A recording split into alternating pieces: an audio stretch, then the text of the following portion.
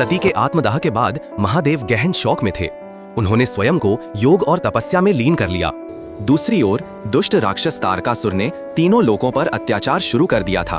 उसे वरदान था कि केवल शिव और शक्ति का पुत्र ही उसे मार सकता है।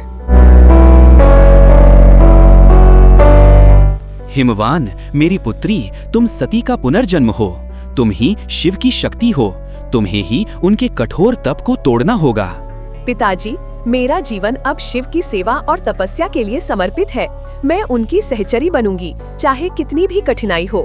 कई वर्षों तक पार्वती ने निष्ठा से शिव की सेवा की, लेकिन उनका ध्यान अडिग रहा। देवताओं ने अंतिम उपाय के रूप में कामदेव को भेजा। क्षमा करें महादेव, ये त्रिलोक की आवश्यकता है। प्रेम ही वो शक्ति है जो आपकी समाधि भंग कर सकती है। यदि सेवा पर्याप्त नहीं है तो मैं कठोरतम तपस्या करूंगी। मेरे प्रेम को कोई चुनौती नहीं दे सकता। पार्वती ने अन्न जल त्याग दिया। वो तपस्या की अग्नि में स्वयं को जला रही थीं। ग्रीष्म में पंच अग्नि के बीच और वर्षा में बिना छत के। हे सुंदरी, तुम ये कठोर तप क्यों कर रही हो? शिव तो अस्थियों के प्रेमी हैं। उनका त्याग करो और किसी योग्य पुरुष को चुनो। चुप रहो, महादेव की निंदा करने का साहस मत करो। मेरे हृदय में उनके सिवा किसी और के लिए स्थान नहीं है।